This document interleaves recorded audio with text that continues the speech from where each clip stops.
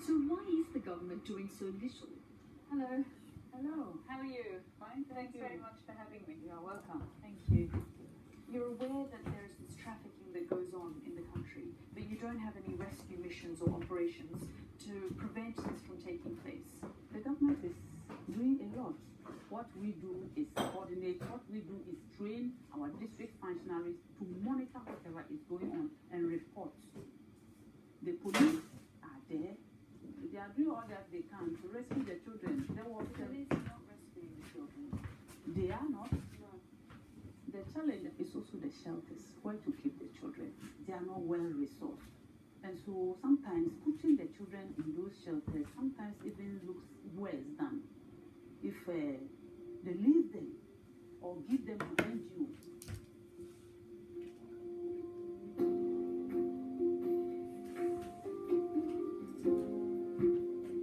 It's left to charities like Challenging Heights to rescue these children.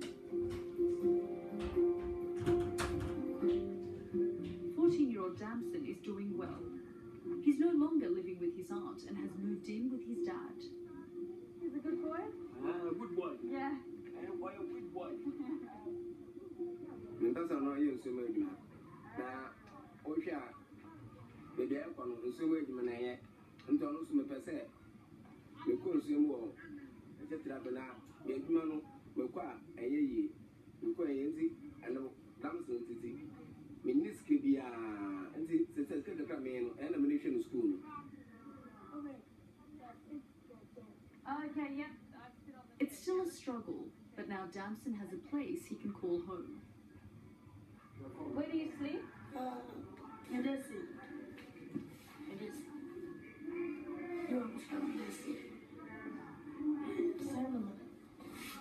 Is it nice for you to finally be home? I'm happy. You're going to like to say. I'm also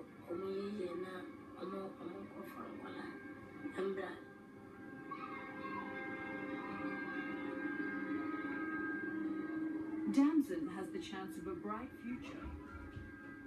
Unlike the thousands of children still trapped in slave labor on their falter. For now, their only hope lies in the small charities prepared to do battle on their behalf.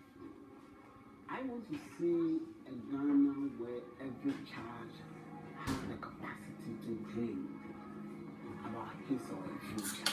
And I want to see justice for every child that was once enslaved.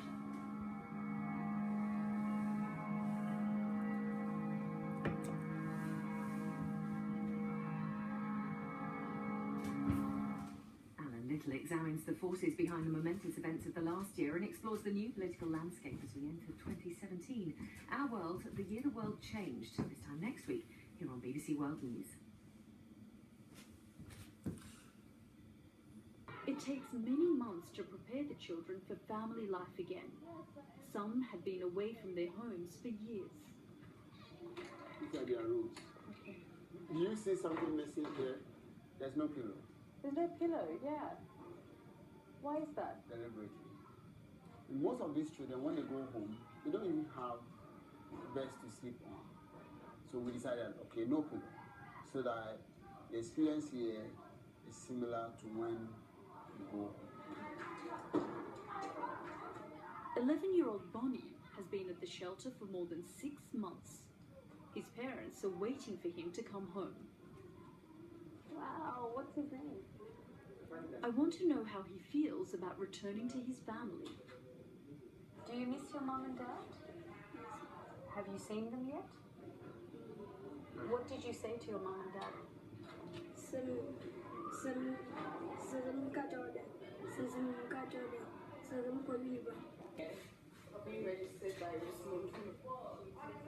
This is the start of the process of finding their families. Do they know where they've come from and what their names are, who their parents are? Some of them don't, but we try as much as possible to get as much information as we can. And some of them actually are made to adopt the names of the slave masters, so that they literally own them. And that also makes it difficult for them sometimes to trace their origin.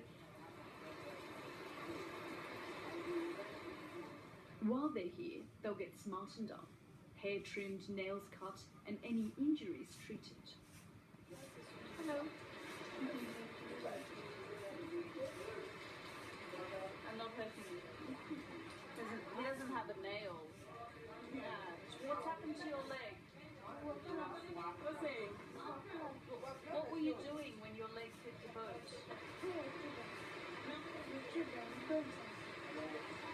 This is a boy. That's everything that a normal fisherman will do. So this is a child that he's not really a child. So you can see some of the scars on his face.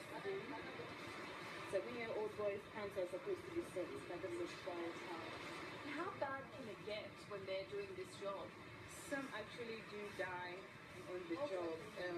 Some die out of being abused and stuff. You know, they can be hit so many times by their masters and then they die. And the saddest part of the whole issue is when they die, nobody really cares. This is a place where there's no fear, so they are free to be themselves, and I think they are really happy here, even though no big transformation has happened yet. They are away from fear, and that is like the first step.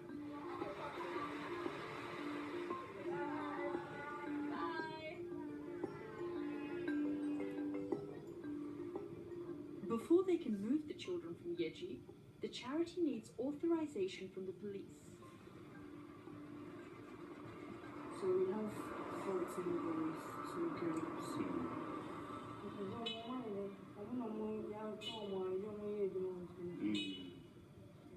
These are the names we've rescued. So we are taking them back for rehabilitation. After that, we reintegrate them with their parents. Ghana has anti-trafficking legislation for the police to refer to. The authorization is given to take the children.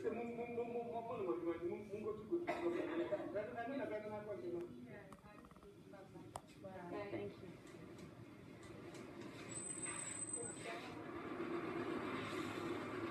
This really is very strange. We've told the police we have these children. They've given us approval to take them away. They're clearly aware this goes on in their communities, but they're not doing anything about it. Last year, there were no convictions.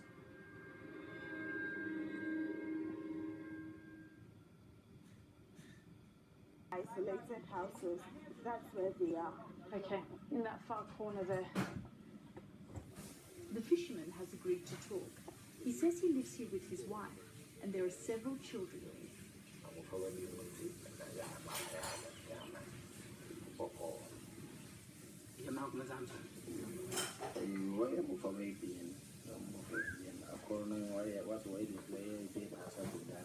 Ghana.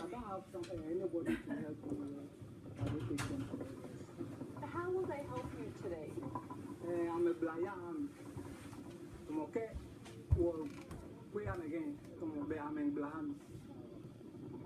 These kids, from what they are saying, they've not been trafficked, but then they are being forced to work. We just have to advise the parents about the risk the children are going through. There's little the charity can do about children like these. They concentrate on the ones who've been taken from their homes and sold to fishermen.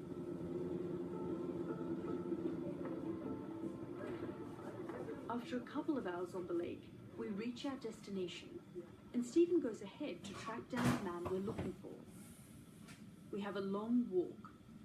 The fishermen often live miles from any roads. I was speaking to Stephen. Yeah. He's telling us that